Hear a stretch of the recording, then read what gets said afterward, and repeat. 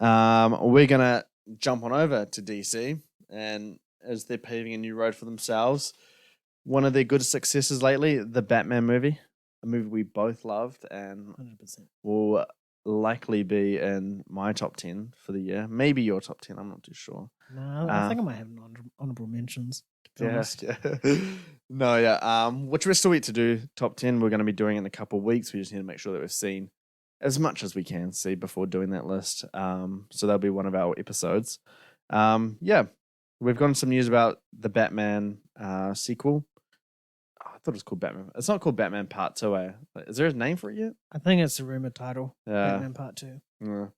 Anyway, Clayface has been, I want to say announced, but he's been rumored to be a part of it because this report came from I think it was Deadline, and they were reporting that Mike Flanagan had pitched a Clayface movie to Warner Brothers, and I know James Gunn and David Haslev, they didn't reject it immediately. Like they're still thinking about that pitch, but Deadline also reported that they have knowledge that Clayface is meant to have a big part in the Batman sequel. So I don't know if because he's going to be like the main villain, but he's definitely going to be there.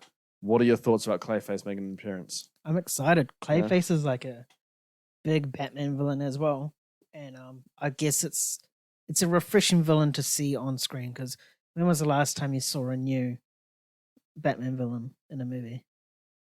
Riddler.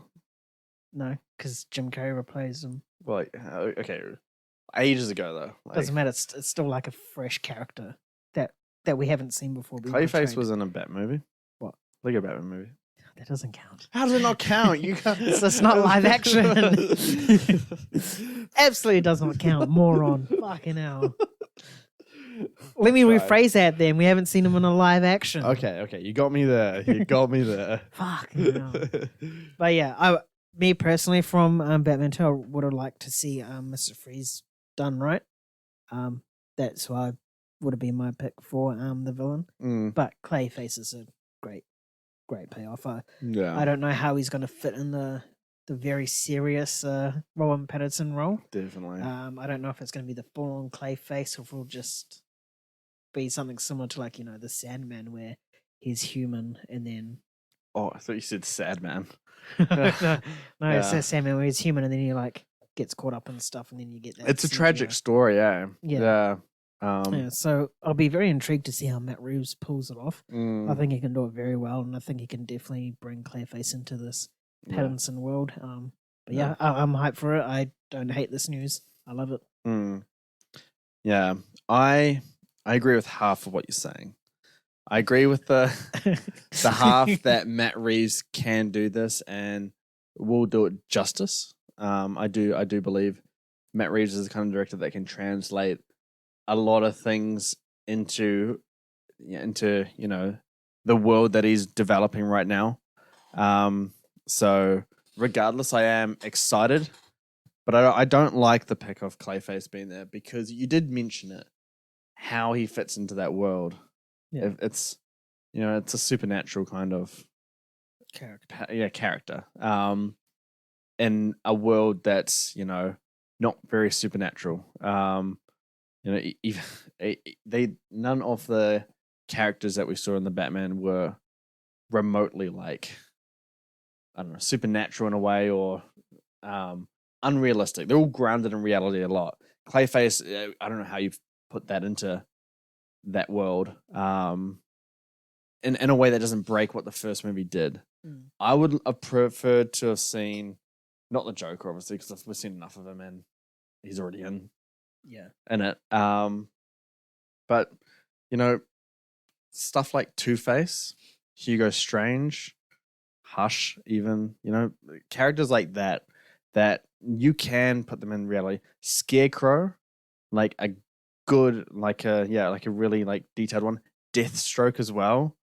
Yeah, especially when it comes to hand-to-hand combat with Deathstroke. I think that could be really interesting for action set pieces. But yeah, those kind of characters where you can build them into reality, into a realistic environment, and have it be a lot more psychological as well. I think Clayface, he's more of just kind of a brute force thing. I just Yeah. clicked. Sorry, I just clicked. No, I don't want to see Mr. Freeze. I want to see the Quarter Owls. Court of Owls. Oh, you did say Mr. Freeze, yeah. Yeah, but I think before Who's in the Court of Owls? it's like this organization, sort of. Yeah. Oh, right. Yeah, it's Yeah. not like one particular person. Is it a bunch of like his villains or just No, like an organization? It's just an Like organization. the table or something like that. Yeah. Yeah. All right. But they like push him towards limits and stuff. Oh, that would be cool. I don't know if I've talked to you about this idea before, but I want the Batman to be dropped into like the Raid. You know the movie The Raid? Oh, yeah, you told me this. Yeah, and he can't escape. It's kind of like Arkham Asylum, where he's stuck in the prison. Yeah. And he has to just go through everyone and just make it like John Wick, just pure action all the way. Have some kind of story to it. At least make like the middle part of the movie just him having to go through all these villains and like stuff. I think that would be fucking sick. That would be mean. That'd be a good way to like check off a lot of villains as well. Yeah. Oh man, I can dream. I can dream, but I think you and I, we may have different opinions about it, but I think we're both really looking forward to the Batman, and we trust Matt Reeves with whatever he decides. Definitely. Yeah.